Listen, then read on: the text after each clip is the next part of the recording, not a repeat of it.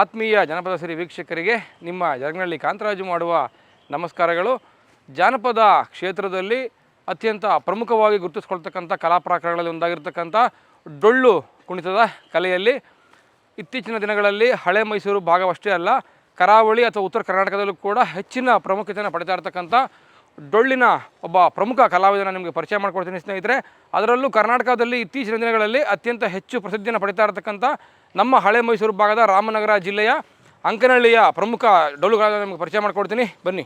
ನಮ್ಮ ರಾಮನಗರದ ಜಾನಪದ ಲೋಕವನ್ನು ಕಟ್ಟಿದಂತಹ ನಿರ್ಮಾತೃ ಎಚ್ ಎಲ್ ನಾಗೇಗೌಡರ ಜಾನಪದ ಲೋಕವನ್ನು ಕಟ್ಟಿದ ನಂತರ ಪ್ರಪ್ರಥಮ ಡೊಳ್ಳಿನ ತಂಡವೊಂದನ್ನು ಸಿದ್ಧಪಡಿಸ್ತಾರೆ. ಆ ಡೊಳ್ಳಿನ ತಂಡದಲ್ಲಿ ಅಂದಿನ ಕಾಲದಲ್ಲಿದ್ದಂತಹ ಅಂಕನಹಳ್ಳಿ ಶ್ರೀನಿವಾಸರವರ ಪುತ್ರ, ರಾಮನಗರದ ಪ್ರಸಿದ್ಧ ಡೊಳ್ಳಿನ ಕಲಾವಿದ, ಡೊಳ್ಳು ಚಂದ್ರು ಅಂತಲೇ ಜಾನಪದ ಕ್ಷೇತ್ರದಲ್ಲಿ ಗುರುಸ್ಕೊಂಡಿರ್ತಕ್ಕಂಥ ಚಂದ್ರಕುಮಾರ್. ಹೇಗಿದ್ದೀರಾ? ನಮಸ್ಕಾರ ಸರ್, ಚೆನ್ನಾಗಿದ್ದೀರಾ? ಸೂಪರ್ ಆಗಿದ್ದೀನಿ. ನೋಡ್ತಾ ಇರ್ತೀನಿ ಜರಗನಹಳ್ಳಿ ಕಾಂತರಾಜು ಸರ್ ಅಂತೇಳಿ ಯೂಟ್ಯೂಬ್ ಚಾನಲ್ಲು. ನಾನು ಕೂಡ ಸಬ್ಸ್ಕ್ರೈಬ್ ಆಗಿದ್ದೀನಿ. ತುಂಬ ಖುಷಿ ಏನಂತ ಅಂದರೆ ಸರ್, ನಮ್ಮ ಜನಪದ ಕಲಾವಿದರಿಗೋಸ್ಕರನೇ ನೀವು ಯೂಟ್ಯೂಬ್ ಚಾನಲ್ ಮಾಡಿ ನನಗೆ ತುಂಬ ಖುಷಿ ಆಯ್ತು ಸರ್. ಜನಪದ ಕಲಾವಿದರುಗಳನ್ನೇ ಹೆಚ್ಚು ನೀವು ತೋರಿಸ್ತಾ ಇರ್ತೀರಿ. ಅವರ ಒಂದು ನಡೆನುಡಿಗಳು ಹೇಗಿದೆ, ಅವರ ಜಾನಪದ ಕಲೆಗಳು ಹೇಗಿದೆ ಅಂತೇಳಿ ತುಂಬ ಇತ್ತೀಚೆಗೆ ತೋರಿಸ್ತಾ ಇದ್ದೀರಿ. ನಾನು ಕೂಡ ತುಂಬ ಖುಷಿ ಆಯ್ತು ಸರ್. Thank you. ಸ್ನೇಹಿತರೆ, ಕರ್ನಾಟಕ ರಾಜ್ಯದ ಇತ್ತೀಚಿನ ದಿನಗಳ ಪ್ರಸಿದ್ಧ ಡೊಳ್ಳು ಕುಣಿತಗಳ ತಂಡದ ಮುಖ್ಯಸ್ಥರು, ಕಲಾವಿದರು ರಾಮನಗರದ ಚಂದ್ರಕುಮಾರ್ ಅವರು. ಕಾರ್ಯಕ್ರಮಕ್ಕೆ ಸ್ವಾಗತ ಸರ್. ನಿಮಗೆ ನಮಸ್ಕಾರ ಸರ್. ಜನಪದ ಸಿರಿ ನೋಡ್ತಾ ಇರತಕ್ಕಂಥ ಎಲ್ಲ ಸಮಸ್ತರಿಗೂ ಕೂಡ ನಾನು ನಮಸ್ಕಾರಗಳನ್ನ ಹೇಳ್ತೀನಿ. ಚಂದ್ರು ಅವರೇ ಸರ್, ನಾನು ಗಮನಿಸಿದ ಹಾಗೆ ಇತ್ತೀಚಿನ ದಿನಗಳಲ್ಲಿ ಸರ್ಕಾರಿ ಕಾರ್ಯಕ್ರಮ ಆಗ್ಬೋದು ಅಥವಾ ಸಾರ್ವಜನಿಕ ಕಾರ್ಯಕ್ರಮ ಆಗ್ಬೋದು, ಇನ್ವಿಟೇಷನ್ ನಮಗೂ ಬರುತ್ತಲ್ಲ, ತೆಗೆದು ನೋಡಿದ್ರೆ ಡೊಳ್ಳು ಚಂದ್ರು ತಂಡ ಅಂತ ಇರುತ್ತೆ. ನಿಮ್ಮ ತಂಡ ಪರಿಚಯ ಮಾಡಿಕೊಡಿ ಸರ್. ಖಂಡಿತ ನಮ್ಮ ತಂಡ ಸಿದ್ಧವಾಗಿ ನಿಂತಿದೆ. ಪ್ಲೀಸ್ ಕರೀರಿ ಸರ್, ಕರೀರಿ.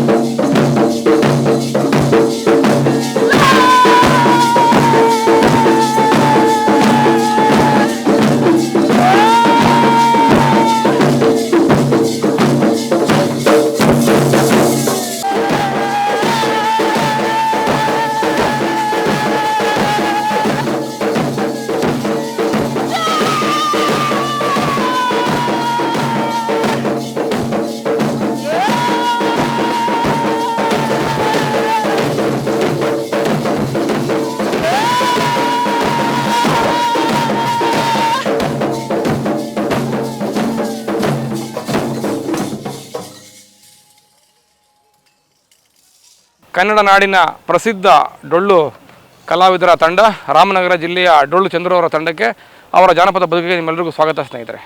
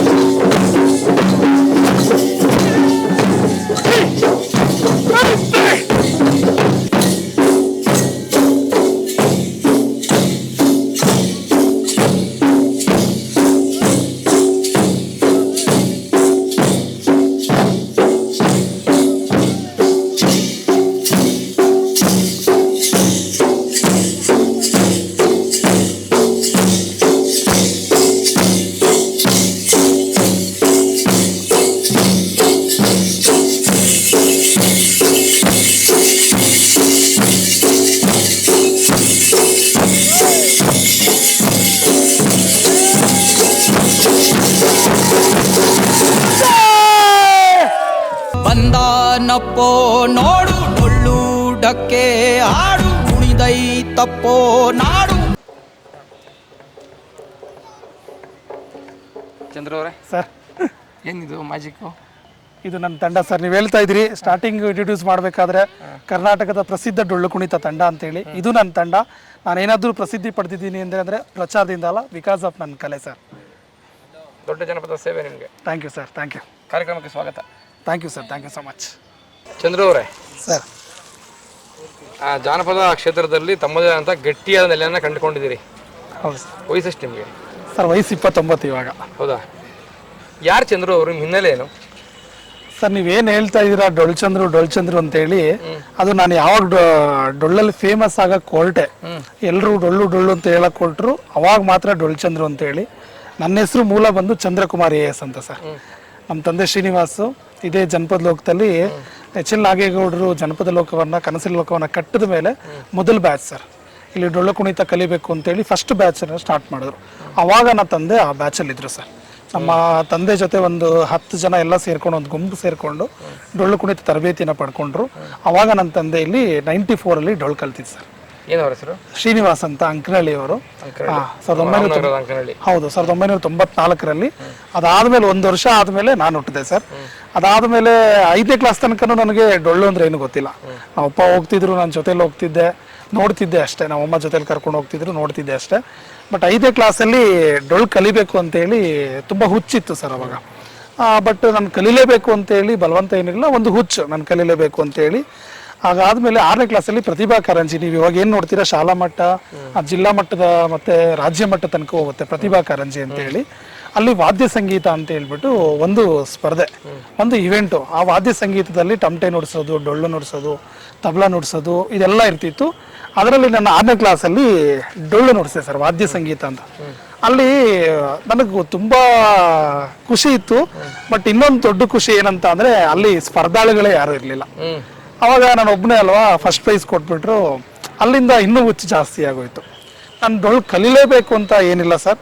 ಅದಾದಮೇಲೆ ಅವಿರೋಧ ಆಯ್ಕೆ ಆಗ್ಬಿಟ್ರಿ.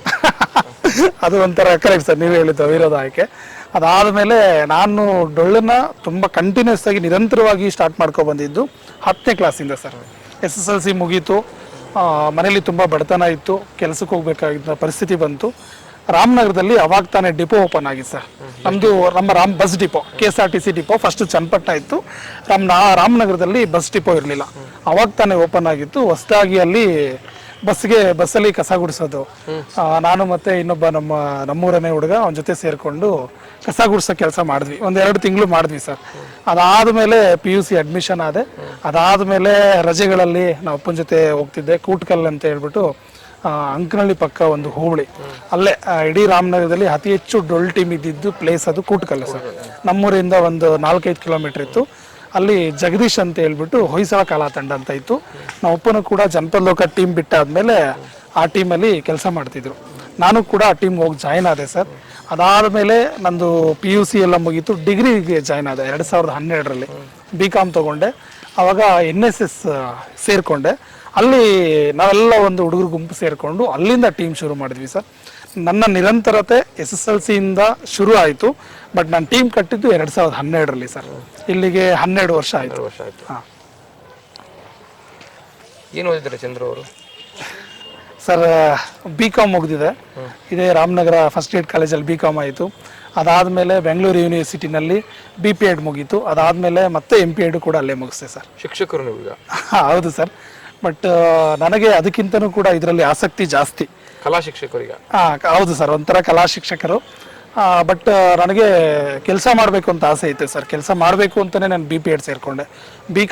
BCom ಆದಮೇಲೆ ನಾನು ಒಂದು ಮಾಲಲ್ಲಿ ಕೆಲಸಕ್ಕೆ ಹೋದೆ. ಮತ್ತೆ ಡೊಳ್ಳು ಸ್ವಲ್ಪ ಅಷ್ಟೊಂದು ಕೈ ಹಿಡಿಲಿಲ್ಲ ನನಗೆ ಆ ಟೈಮಲ್ಲಿ. ಡಿಗ್ರಿ ಮುಗಿಸ್ಕೊಂಡು ಒಂದು 2 ದಿನ ಅಷ್ಟೇ ಸರ್ ಮಾಲಲ್ಲಿ ಕುಕ್ಕರ್ ಮಾರಕ್ಕೆ ಹೋಗಿದ್ದೆ. ಅಲ್ಲೊಂದು ಕುಕ್ಕರ್ ಸೇಲ್ ಮಾಡೋದು. ಬಟ್ ಅಲ್ಲಿ ಪ್ರಾಬ್ಲಮ್ ಏನಾಗಿದೆ ಅಂದರೆ ದಿನಕ್ಕೆ ಇಷ್ಟು ಕುಕ್ಕರ್ ಸೇಲ್ ಮಾಡಲೇಬೇಕು ಅಂತ ಟಾರ್ಗೆಟ್. ಬಟ್ ಎಲ್ಲರೂ ಕುಕ್ಕರ್ ತಗೊಳ್ಳಲ್ಲ ಸರ್. ಬಟ್ ನಾವು ಎಕ್ಸ್ಪ್ಲೈನ್ ಮಾಡೋದೇ ಆಗ್ತಿತ್ತು ಬರೋರಿಗೆಲ್ಲ.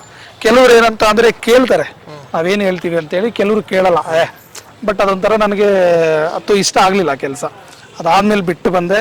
1 ವರ್ಷ ಮನೆ ಹತ್ರ ಇದೆ ಸರ್. ಬಿಕಾಸ್ ನನಗೆ ಡಿಗ್ರಿ ಅಕೌಂಟೆನ್ಸಿ ಫೇಲ್ ಆಗಿಬಿಡ್ತು. ಬಟ್ ನನಗೆ ಇವಾಗ ಅನಿಸ್ತಿದೆ ನನಗೆ ಅಕೌಂಟೆನ್ಸಿ ಫೇಲ್ ಆಗಿದೆ ತುಂಬ ಖುಷಿ ಆಯಿತು ಅಂತ ಅನಿಸುತ್ತೆ. ಹೇಗೆ? ಆ 1 ವರ್ಷದ್ದು ನನ್ನ ಅಕೌಂಟೆನ್ಸಿ ಫೇಲ್ ಆಗಿದ್ದು 2 ಸಬ್ಜೆಕ್ಟ್ ಹೋಗಿತ್ತು. ಅದರಲ್ಲಿ ಒಂದು ಕಟ್ ಪಾಸ್ ಮಾಡಿಕೊಂಡೆ, ಅಕೌಂಟೆನ್ಸಿ ಪಾಸ್ ಮಾಡೋಕ್ಕಾಗಿಲ್ಲ ನನ್ನ ಕೈಲಿ. ಆ 1 ವರ್ಷ ಏನು ಮಾಡಬೇಕು ಅಂತೇಳಿ ಡೊಳ್ಳನ್ನ ಮಾಡ್ತಿದ್ದೆ. ಬಟ್ ಅವಾಗ ಹೋಗಿ ಮಾಡ್ತಿದ್ದೆ. ವಾರಕ್ಕೆ 2 ಪ್ರೋಗ್ರಾಮು 3 ಪ್ರೋಗ್ರಾಮ್ ಬಂದರೆ ಮಾತ್ರ ಮಾಡ್ತಿದ್ದೆ. ರಿಸ್ಕ್ ತೊಗೊಂಡು ಮಾಡ್ತಾ ಇರಲಿಲ್ಲ ಸರ್. ನೀವು ಈ ಫೀಲ್ಡಲ್ಲಿ ಜನಪದದಲ್ಲಿ ಹೆಂಗೆ ಅಂತ ಅಂದರೆ ಬ್ಯುಸಿಗಿಂತ ರಿಸ್ಕ್ ತುಂಬ ಮುಖ್ಯ ಸರ್.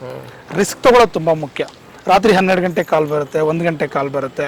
ಹಾಗಾಗಿ ಈ ರೀತಿ ರಿಸ್ಕ್ ತೊಗೊಂಡ್ರೆ ಮಾತ್ರ ಇದರಲ್ಲಿ ನಾವು ಸ್ವಲ್ಪ ಬೆಳಿಲಿಕ್ಕೆ ತುಂಬ ಅನುಕೂಲ ಆಗುತ್ತೆ. ಹಾಗಾಗಿ ಆ ಒಂದು ವರ್ಷ ನಾನು ರಿಸ್ಕ್ ತೊಗೊಂಡೆ ಅಲ್ಲಿ. 50,000 ರೂಪಾಯಿ ಸಾಲ ತಗೊಂಡೆ, ಮತ್ತೆ ಅದಕ್ಕೆ 40,000 ರೂಪಾಯಿ ಬೇರೆ ಕಡೆಯಿಂದ ಹಾಕಿ 90,000 ರೂಪಾಯಿಗೆ ಒಂದು ಸೆಕೆಂಡ್ ಹ್ಯಾಂಡ್ ಸುಮೋ ತಗೊಂಡೆ. ಈಗ ಸುಮೋ 90,000 ರೂಪಾಯಿ ಸಾಲ ಮಾಡಿಬಿಟ್ಟಿದ್ದೀನಿ. ನಾನು ಸಾಲ ತೀರಿಸಲೇಬೇಕು ಅಂತ ಏನಂದರೆ ಬ್ಯುಸಿ ಆಗ್ತೀವಿ ಸರಿ, ಬಟ್ ರಿಸ್ಕ್ ತೊಗೋಬೇಕು. ನಾವು ಎಲ್ಲ ಕಡೆ ಹೋಗಬೇಕು, ಪ್ರಚಾರ ಮಾಡಬೇಕು, ನನ್ನ ಹತ್ರ ತಂಡ ಇದೆ ಅಂತ ಕೇಳಬೇಕು. ಮತ್ತು ಕಾರ್ಯಕ್ರಮ ಕೊಡೋ ಇವೆಂಟ್ ಮ್ಯಾನೇಜರ್ಸ್ಗಳಿಗೆ ದಿನಕ್ಕೆ 3-4 ಸಲ ಮೆಸೇಜ್ ಆಗಬೇಕು. ಯಾಕಂದರೆ ನಾನು ಅವ್ರಿಗೆ ಟಚ್ ಆಗಬೇಕು, ಫಾಲೋ ಅಪ್ ಮಾಡಬೇಕು. ನಾನು ಅವ್ರಿಗೆ ಬೇಗ ಟಚ್ ಆಗಬೇಕು. ಚಂದ್ರು ಡೈಲಿ ಮೆಸೇಜ್ ಮಾಡ್ತಿದ್ದಾರೆ, ಅವ್ರ ಕಾರ್ಯಕ್ರಮ ಕೊಡೋಣ ಅಂತ ಅನಿಸ್ಬೇಕು ಸರ್. ಹಾಗಾಗಿ ಆ 1 ವರ್ಷ ನಾನು ತುಂಬ ರಿಸ್ಕ್ ತೊಗೊಂಡೆ. ಅದಾದ ಮೇಲೆ ಇವತ್ತು ಹೇಗಿದೆ, ರಿಸ್ಕ್ ತೊಗೊಳ್ತಾ ಇದ್ದೀರಾ ಇಲ್ವಾ ಸರ್? ಅವಾಗಿನ್ಕು ಇವಾಗಿನ್ಕು ವ್ಯತ್ಯಾಸ ಏನಂತ ಅಂದರೆ ಈಗ ರಿಸ್ಕ್ ಕಡಿಮೆ ತೊಗೊಳ್ತಾ ಇದ್ದೀನಿ ಸರ್. ಆಲ್ರೆಡಿ ಬ್ರ್ಯಾಂಡ್ ಆಗಿ ಬೆಳೆದ್ಬಿಟ್ಟು ಕುಕ್ಕರ್ ಮಾಡ್ತಿದ್ದ ಚಂದ್ರು ಮಾತನ್ನ ಯಾರು ಕೇಳ್ತಿರಲ್ಲ, ಡೊಳ್ಳು ಕಲಾವಿದ ಚಂದ್ರು ಮಾತನ್ನ ಕೇಳ್ತಾ ಇದ್ದಾರೆ. ಖಂಡಿತ ಸರ್, ಇವಾಗ ಕೇಳ್ತಿದ್ದಾರೆ. ತುಂಬ ರಿಸ್ಕ್ ತೊಗೊಂಡಿದ್ದೀನಿ. ಬಟ್ ಈಗ 29 ವರ್ಷ ನನಗೆ. ನಾನು 22 ವರ್ಷದಿಂದನೇ ರಿಸ್ಕ್ ತೊಗೊಂಡು ಬಂದೆ. ಇವಾಗ ಹೇಗೆ ಆಗಿದೆ ಅಂತ ಅಂದರೆ ಈಗ ನಾವು ಪ್ರಚಾರ ಮಾಡೋದೇ ಬೇಡ, ಅಷ್ಟು ಬ್ರ್ಯಾಂಡ್ ಆಗಿಬಿಟ್ಟಿದೆ ಸರ್. ಡೈಲಿ ಫೋನ್ ಕಾಲ್ ಬರ್ತದೆ. ಕಾರ್ಯಕ್ರಮ ಹೆಂಗೆ ಅಂತ ಅಂದರೆ ನಾನು ಫೋನ್ ಮಾಡಲಿ ಬಿಡಲಿ ಡೈಲಿ ಕಾರ್ಯಕ್ರಮ ಇದ್ದೇ ಇರುತ್ತೆ ಸರ್ ಇವಾಗಂತೂ. Wish you good luck. Thank you sir. ಹೀಗೆ ನಿಮ್ಮ ಯಶಸ್ಸು ಮುಂದುವರಲಿ. Thank you sir, thank you so much. Chandru ಅವರೇ, ಹಾಂ ಸರ್. ವಯಸ್ಸು ಚಿಕ್ಕದಾದರೂ ಹಾಂ, ಕೀರ್ತಿ ದೊಡ್ಡದನ್ನು ಸಂಪಾದನೆ ಮಾಡಿದ್ರಿ. ಹೇಗೆ ಸಾಧ್ಯ ಇದೆಯಲ್ಲ ಅಂತ ಸರ್? ಏನಿಲ್ಲ, ಕಲೆಗಳಲ್ಲಿ ಜಾನಪದ ಕಲೆಯಲ್ಲಿ ಒಂದು ಆಸಕ್ತಿ ಇರಬೇಕು, ಜೊತೆಗೆ ಹಸಿವಿರ್ಬೇಕು ಸರ್. ನನಗಂತೂ ತುಂಬ ಹಸಿವಿತ್ತು ಸರ್, ಕಲೀಲೇಬೇಕು ಅಂತೇಳಿ. ನಾನು ಜಾನಪದ ಕಲೆಯನ್ನು ಕಲೀಲಿಕ್ಕೆ ಹೊರಟಾಗ ನನ್ನ ಕಣ್ಮುಂದೆ ನನಗೆ ಹಣ ಅವೆಲ್ಲ ಏನೂ ಕಾಣಿಸ್ತಾ ಇರಲಿಲ್ಲ ಸರ್. ನನಗೊಂದೇ ನಾನು ಕಲಿಬೇಕಷ್ಟೆ. ಯಾಕಂದ್ರೆ ನಮ್ಮಪ್ಪ ಬಾರಿಸ್ತಿದ್ರು, ನಮ್ಮಪ್ಪ ಅಂತರ ನಾನು ನೆಗಿಬೇಕು, ಕುಣಿಬೇಕು, ಆಡಬೇಕು, ಇಷ್ಟೇ ಸರ್ ಇದ್ದಿದ್ದು. ಬಟ್ ನಾನು ಹುಟ್ಟಿದ್ದೆಲ್ಲ ಅಂಕನಹಳ್ಳಿನೇ ಸರ್. ರಾಮನಗರದಿಂದ 15 ಕಿಲೋಮೀಟ್ರು ಕೂಟ್ಗಲ್ ಗ್ರಾಮ. ಹೌದು ಸರ್. ಕಲಾವಿದರು ತುಂಬ ಹೆಚ್ಚಿರುವಂಥ ಸ್ಥಳ ಸರ್ ಅದು. ಅಲ್ಲೇ ಹುಟ್ಟಿದ್ದು. ನಮ್ಮಪ್ಪ ಬಂದು ನಮ್ಮ ತಾತ ಓಲ್ಗ ಊದ್ತಿದ್ರು ಸರ್. ಅವರು ಮದುವೆ ಡೋಲ್ ಹೊಡಿತಾರಲ್ಲ ಅದರಲ್ಲಿ ಓಲ್ಗ ಊದ್ತಿದ್ರು. ನಮ್ಮ ತಾತನಿಗೆ 2 ಮಕ್ಕಳು. ನಮ್ಮ ಅಪ್ಪನ ಜೊತೆ ಇನ್ನೊಬ್ಬ ರಾಮಕೃಷ್ಣ ಅಂತೇಳಿ ತಮ್ಮ. ಇಬ್ಬರು ಕೂಡ ಪೇಂಟ್ ಕೆಲಸ ಮಾಡ್ತಿದ್ರು. ಅವರು ಕೂಡ ಓದೋದು ಬಿಟ್ಟು ಪೇಂಟ್ ಕೆಲಸ ಮಾಡ್ತಿದ್ರು. ತುಂಬ ಬಡತನ ಸರ್. ಅವಾಗಿನ ಚಿಕ್ಕ ವಯಸ್ಸಿನಲ್ಲೇ ಕೂಡ ನಮ್ಮಪ್ಪನೂ ಕೂಡ ತುಂಬ ಬಡತನದಲ್ಲೇ ಬೆಳೆದ್ರು. ಅವಾಗ ರಾಮನಗರದಲ್ಲಿ ಅವಾಗ ತಾನೇ ಜನಪದ ಲೋಕದಲ್ಲಿ ಜಾನಪದ ಕಲೆಗಳ ತರಬೇತಿ ಶಿಬಿರ ಅಂತೇಳಿ HL ನಾಗೇಗೌಡರು ಸರ್ ಮೊದಲನೇ ಬ್ಯಾಚ್ ಸರ್ ಇಲ್ಲಿ. ಅವಾಗ ಕಾಲ್ ಮಾಡಿದ್ರು. ಅವಾಗ ನಾವು ಅಪ್ಪನ ಜೊತೆ ಇರುವಂಥ ಒಂದಷ್ಟು ಜನ, ಒಂದು 10ರಿಂದ 12 ಜನ ಎಲ್ಲ ಪೇಂಟ್ ಕೆಲಸಗಾರರು ಸರ್. ಎಲ್ಲರೂ ಸೇರ್ಕೊಂಡು ಇಲ್ಲಿ ಬಂದು ಡೊಳ್ಳು ಕಲೆನ ಪ್ರಾಕ್ಟೀಸ್ ಮಾಡಿದ್ರು. ಅವಾಗ ಮುದ್ದು ಮಲ್ಲಪ್ಪ ಅಂತೇಳಿ ಮೊದಲ ಗುರುಗಳು ಸರ್ ಡೊಳ್ಳು ಕುಣಿತ. ಅವರು ಬಳ್ಳಾರಿಯವರಂತೆ. ಆಕ್ಚುಲಿ ಡೊಳ್ಳು ಕುಣಿತ ಹುಟ್ಟಿದ್ದು ಶಿವಮೊಗ್ಗ ಸಾಗರದಲ್ಲಿ. ಬಳ್ಳಾರಿ ಮೂಲದವರು ಇಲ್ಲಿ ಬಂದು ಡೊಳ್ಳು ಮೂಲ ಸಾಗರದ ಅಂತ. ಹೌದು ಸರ್, ಹೇಳ್ತೀರಿ? ಹೌದು ಸರ್. ಶಿವಮೊಗ್ಗದ ಮೂಲ ಜಾನಪದ ಕಲೆ ಸರ್ ಇದು. ಹಾಗಾಗಿ ಬಳ್ಳಾರಿ ಮೂಲದ ಮುದ್ದು ಮಲ್ಲಪ್ಪ ಸರ್ ಅಂತೇಳಿ ಇಲ್ಲಿ ಮೊದಲನೇ ಬ್ಯಾಚ್ ಅನ್ನು ಶುರು ಮಾಡ್ತಾರೆ. ಅವಾಗ ನನ್ನ ತಂದೆ ಕಲ್ತಿದ್ದು ಸರ್. ಅವಾಗ ತುಂಬಾ ಬಡತನ ಇತ್ತು ಕೂಡ, ನಾವು ಕೂಡ ಬಡತನದಲ್ಲೇ ಕಲ್ತಿದ್ದು. ಹಸಿವಿತ್ತು ಸರ್ ನಮಗೆ. ಅಂದ್ರೆ ಊಟದ ಹಸಿವು ಜೊತೆಗೆ ಜಾನಪದ ಕಲೆಯ ಹಸಿವಿತ್ತು. ನಾವು ಜಾನಪದ ಕಲೆಯನ್ನ ಕಲಿಲೇಬೇಕು. ಜ್ಞಾನದ ಹಸಿವು. ಹೌದು ಸರ್. ಒಡ ಹುಟ್ಟಿದವ್ರು ಎಷ್ಟು ಜನ ನಿಮ್ಗೆ? ಸರ್ ನಾನು ನನ್ನ ತಂಗಿ ಸರ್. ಏನ್ ಮಾಡ್ತಾರೆ ತಂಗಿ? ಸರ್ ನನ್ನ ತಂಗಿ ಈಗ BSc ಕಂಪ್ಲೀಟ್ ಆಗಿದೆ. ಈಗ B.Ed ಮಾಡ್ತಿದ್ದಾಳೆ ಸರ್. ಅವಳದು ಇನ್ನೊಂದು 6 ತಿಂಗಳು 1 ಸೆಮ್ ಮುಗಿಯುತ್ತೆ. ಲಾಸ್ಟ್ನೇ ಸೆಮ್ಮಲ್ಲಿ ಇದ್ದಾಳೆ. Very nice. ತಾಯಿ ಅವ್ರು ಏನು ಮಾಡ್ತಿದ್ರು? ಸರ್ ನನ್ನ ತಾಯಿ ಮನೇಲೇ ಇರ್ತಾರೆ ಸರ್. ಅವ್ರೇನು, ಹೌದು ಸರ್, ಏನು ಕೆಲಸ ಮಾಡಲ್ಲ, ಮನೇಲೇ ಇರ್ತಾರೆ. ಒಬ್ಬ ಕಲಾವಿದ. ಹಾಂ ಸರ್. ಈ ಪ್ರಶ್ನೆ ನಿಮ್ಮನ್ನ ಕೇಳ್ತೀನಿ ಅಂದರೆ, ಕಲಾವಿದ ಶ್ರಮ ಪಟ್ಟರೆ ಖ್ಯಾತಿಯನ್ನು ಗಳಿಸಬಹುದು ಜಾನಪದದಲ್ಲಿ ಅಂತ ತೋರಿಸ್ಕೊಟ್ಟಿದ್ದೀರಿ. ಹಾಂ ಸರ್. ಏನದರ ರಹಸ್ಯ? ಸರ್ ರಹಸ್ಯ ಅಂತಂದರೆ ನನ್ನ ಪರ್ಸ್ನಲಿ ವೈಯಕ್ತಿಕವಾಗಿ ಹೇಳಬೇಕು ಅಂತ ಹೇಳಿದ್ರೆ ಸರ್, ತುಂಬ ತುಳಿದವರೇ ಹೆಚ್ಚು ಸರ್. ನನ್ನನ್ನು ಜೊತೆಗೆ ನನ್ನ ತಂದೆನ ತುಂಬ ತುಳಿದವರೇ ಹೆಚ್ಚು. ನನ್ನ ತಂದೆ ಆಗಿನ ಕಾಲಕ್ಕೇ ತುಂಬ ದೊಡ್ಡ ಕಲಾವಿದರು ಅನ್ನೋದಕ್ಕಿಂತ ಮರಕ್ಕಿಂತ ಮರ ದೊಡ್ಡದು. ನಾನು ದೊಡ್ಡವನು ಅಂತಂದರೆ ನನಗಿಂತ ದೊಡ್ಡವರು ಎಲ್ಲೋ ಇದು ಯಾವುದೋ ರಾಜ್ಯದ ಮೂಲೆಯಲ್ಲಿ ಇದ್ದೇ ಇರ್ತಾರೆ. ದೊಡ್ಡವರು ಅಂತೇಳಿ ಪ್ರಸಿದ್ಧ ಅನ್ನೋದಕ್ಕಿಂತ ಪ್ರಸಿದ್ಧ ಕಲಾವಿದರು. ಆ ಟೈಮ್ಗೆ ನಾವಪ್ಪ ಖ್ಯಾತಿ ಗಳಿಸಿದ್ರು. ಬಟ್ ನಾವು ಅಪ್ಪನಿಗೆ ಟೀಮ್ ಮಾಡಬೇಕು ಅಂತ ಎಲ್ಲೂ ಕೂಡ ಆಸಕ್ತಿ ಇರಲಿಲ್ಲ ಸರ್. ಬಟ್ ಏನಂತಂದರೆ ಬೇರೆ ಬೇರೆ ಟೀಮ್ಗೆ ಹೋಗ್ತಿದ್ರು, ದುಡಿತಿದ್ರು, ಬರ್ತಿದ್ರು. ಬಟ್ ನನಗೊಂದು ಆಸೆ ಸರ್, ನಾನು ತಂಡ ಮಾಡಲೇಬೇಕು ಅಂತೇಳಿ. ಆದರೆ ನನ್ನ ಉದ್ದೇಶ ಒಂದೇ, ನಾನು ಬೇರೆಯವ್ರನ್ನ ತುಳಿದು ತಂಡ ಮಾಡೋ ಅಂಥ ಉದ್ದೇಶ ನನಗಿರಲಿಲ್ಲ. ನಾನು ಟೀಮ್ ಮಾಡಬೇಕಷ್ಟೇ ಸರ್. ನಾನು ನನ್ನ ಜೊತೆಯಲ್ಲಿರೋ ಒಂದಷ್ಟು ಜನ ಹುಡುಗರನ್ನ ಬೆಳೆಸ್ಬೇಕು. ಈಗ ನಾವು ಆಲ್ರೆಡಿ ಒಂದು 8ರಿಂದ 10 ಜನ ಒಂದು ಗುಂಪಿತ್ತು ಸರ್ ಅವಾಗೇನೆ. ಬಟ್ ನಾವ್ ಯಾಕೆ ಅಲ್ಲೋಗೋದು, ನಾವೇ ಒಂದು ತಂಡ ಮಾಡ್ಕೊಳ್ಳೋ ಅಂತೇಳಿ ಗುಂಪುಗಳನ್ನ ಜೊತೆ ಸೇರ್ಕೊಂಡು ನಾವು ಒಂದು ತಂಡ ಮಾಡಿದ್ವಿ ಸರ್. ಹಾಗಾಗಿ ಅಲ್ಲಿಂದ ನಾನು ಕಂಟಿನ್ಯೂಸ್ ಆಗಿ ಬಂದೆ.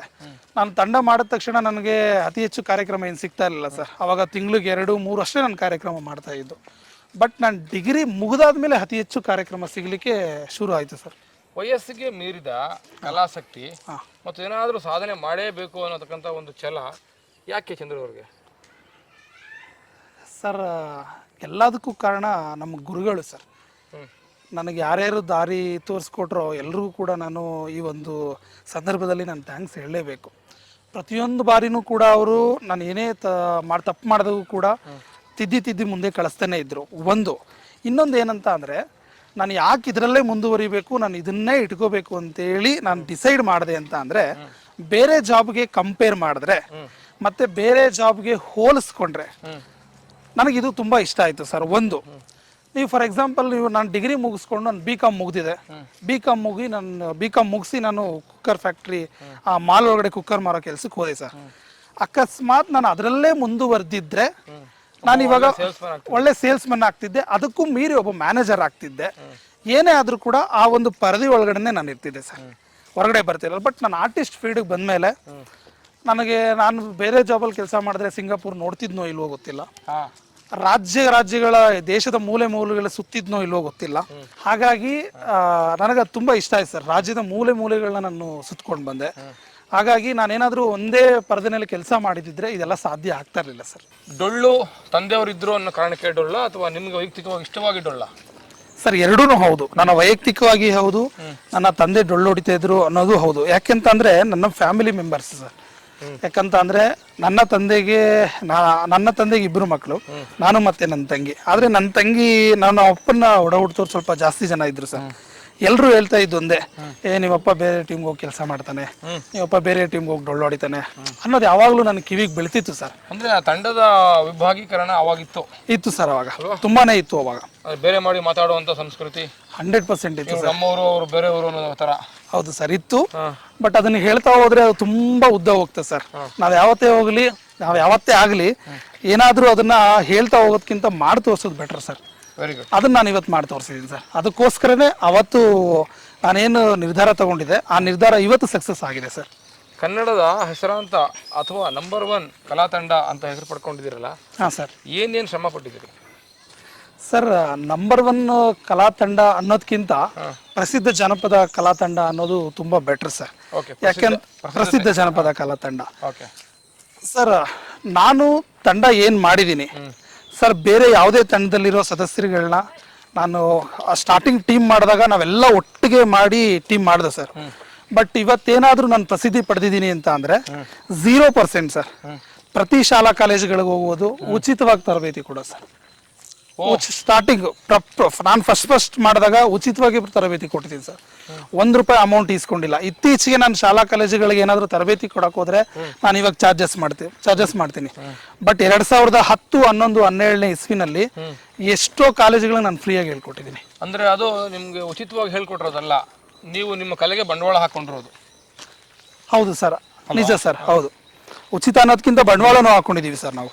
ನಿಮ್ಮ ಶ್ರಮ, ನಿಮ್ಮ ಸಮಯ, ನಿಮ್ಮ ಕಲೆನ ತೊಡಗಿಸ್ಕೊಂಡು ಹೌದು ಸರ್ ಬಂಡವಾಳ ಹೂಡಿಕೆ ಮಾಡಿದಿರಿ. ಹೌದು, ಖಂಡಿತ ಮಾಡಿದೀವಿ ಸರ್. ಅದರ ಲಾಭವನ್ನು ಪಡಿತಾ ಇದ್ದೀರಾ ಈಗ? ಸರ್ 100% ಲಾಭ ಪಡಿತಾ ಇದ್ದೀನಿ ಸರ್. ಇದು ಈ ಕಾರ್ಯಕ್ರಮ ನೋಡ್ತಕ್ಕಂಥ ಸಾವಿರಾರು ಕಲಾವಿದರಿಗೆ ಇದೊಂದು ದೊಡ್ಡ ನೀತಿ ಪಾಠ. ಹೌದು ಸರ್ ಅಲ್ವಾ? ಬಂಡವಾಳವನ್ನೇ ಹಾಕದೆ, ಸಮಯವನ್ನು ಕೊಡದೆ, ಶ್ರಮವನ್ನು ಹಾಕದೆ, ಕೇವಲ ಲಾಭವನ್ನೇ ನಿರೀಕ್ಷೆ ಮಾಡ್ತಕ್ಕಂಥ ಹಲವಾರು ಇತ್ತೀಚಿನ ಕಲಾವಿದರುಗಳಿಗೆ ನೀವೊಬ್ಬರು ಸ್ಫೂರ್ತಿಯಾಗಿದ್ದೀರಿ ಚಂದ್ರ ಅವರೇ. ಸರ್, ನಿಮ್ಮ ಕಲಾ ಪ್ರಕಾರ ಡೊಳ್ಳು ಕುಣಿತ ಅಂತ ಕರಿಬೋದಾ? ಹೌದು ಸರ್, ಡೊಳ್ಳು ಕುಣಿತ. ಏನದರ ಹಿನ್ನೆಲೆ, ಅದರ ಇತಿಹಾಸ ಏನು ಸರ್? ಡೊಳ್ಳು ಕುಣಿತ, ಡೊಳ್ಳಾಸುರ ಅಂತ ರಾಕ್ಷಸ ಇರ್ತಾನೆ ಸರ್. ಆ ಡೊಳ್ಳಾಸುರ ರಾಕ್ಷಸ ಶಿವನ ಮೆಚ್ಚಿ ತಪಸ್ಸು ಮಾಡ್ತಾನೆ ಸರ್. ಆಗ ಶಿವ ಬಂದು ಹೊಟ್ಟೆ ಒಳಗಡೆ ಕೂತ್ಕೊಳ್ತಾರೆ. ಎಷ್ಟು ದಿನ ತಾನೇ ಕೂತ್ಕೊಳ್ಳಿಕ್ಕೆ ಸಾಧ್ಯ? ಆ ಟೈಮ್ನಲ್ಲಿ ಅವರ ತಪಸ್ಸಿಗೆ ಮೆಚ್ಚಿ ಅಲ್ಲಿ ಶಿವ ಬೆಳೀತಾ ಹೋಗ್ತಾರೆ ಸರ್. ಅವ್ರ ಹೊಟ್ಟೆಲ್ಲೂ ಬೆಳೀತಾ ಹೋಗ್ತಾಗ ಡೊಳ್ಳಾಸುರನ ಹೊಟ್ಟೆ ಒಡೆದೋಗುತ್ತೆ ಸರ್. ಆ ಒಡೆದೋದಾಗ ಆ ಹೊಟ್ಟೆನ ಚರ್ಮ ಮಾಡಿಕೊಂಡು, ಆ ಕರಳುಗಳನ್ನ ಹಗ್ಗ ಮಾಡಿಕೊಂಡು, ಕೈಗಳನ್ನ ತಾಳ ಮಾಡಿಕೊಂಡು ಬಂದಂಥ ಇತಿಹಾಸ ಸರ್ ಇದು. ಯಾರು ಆ ರಾಕ್ಷಸ? ಹೌದು ಸರ್, ಶಿವನ ಆರಾಧ್ಯ ದೈವ ಅನ್ಕೊಂಡು ಇದ್ದಿದ್ದು ಡೊಳ್ಳಾಸುರ ರಾಕ್ಷಸ ಸರ್. ಇದನ್ನ ಶಿವಮೊಗ್ಗದಲ್ಲಿ ತುಂಬಾ ಆರಾಧಿಸ್ತಾರೆ ಡೊಳ್ಳನ್ನು. ಈ ಭಾಗಕ್ಕಿಂತ ನೀವು ಮೈಸೂರು ಪ್ರಾಂತ್ಯಕ್ಕೆ ಬರೋದಕ್ಕಿಂತ ನೀವು ಸಾಗರ ಈ ಕಡೆ ಹೋದ್ರೆ ಆ ಕಡೆ ಪ್ರತಿ ಮನೇಲೂ ಒಂದೊಂದು ಡೊಳ್ಳಿರುತ್ತೆ ಸರ್. ನಮಗಿಂತನೂ ಕೂಡ ಹೆಚ್ಚು ಪ್ರೀತಿ ಮಾಡೋದು ಆ ಜನ ಸರ್. ನೀವೇನಾದ್ರೂ ಡೊಳ್ಳು ಇತ್ತೀಚಿನ ದಿನಗಳಲ್ಲಿ ಈ ಪ್ರಾಂತ್ಯದಲ್ಲಿ ಡೊಳ್ಳು ಕುಣಿತ ಕಥೆ ಇದು. ಹೌದು ಸರ್, ಇತ್ತೀಚಿನ ದಿನಗಳಲ್ಲಿ ಈ ಭಾಗದಲ್ಲಿ ಅತಿ ಹೆಚ್ಚು ಕಲಾ ತಂಡಗಳನ್ನ ನೋಡ್ತಾ ಇದ್ದೀರಾ ಸರ್. ಬಟ್ ಪ್ರಾಥಮಿಕವಾಗಿ ಶಿವಮೊಗ್ಗದ ಸಾಗರದಲ್ಲೇ ಇದು ಡೊಳ್ಳು ಕುಣಿತ ಹುಟ್ಟಿದ್ದು ಸರ್. ಇವತ್ತು ಕೂಡ ಮನೆಗಳಲ್ಲಿ ನಾವು ಹೇಗೆ ಮನೆಗಳಲ್ಲಿ ವಿಗ್ರಹ ಇಟ್ಕೊಂಡು ಪೂಜೆ ಮಾಡ್ತೀವೋ, ಇವತ್ತು ಕೂಡ ನಾವು ಕರಿ ಕಂಬಳಿ ಏನು ಕಟ್ಕೊಳ್ತೀವಿ, ಒಂದೊಂದು ಮನೆಗಳಲ್ಲಿ ಆ ದೇವರ ಮಕ್ಕಳವರು ಆ ಒಂದೊಂದು ಕಂಬಳಿ ಮತ್ತೆ ಡೊಳ್ಳನ್ನ ಇಟ್ಕೊಂಡು ಇವತ್ತು ಕೂಡ ಪೂಜೆ ಮಾಡ್ತಾರೆ ಅವರು.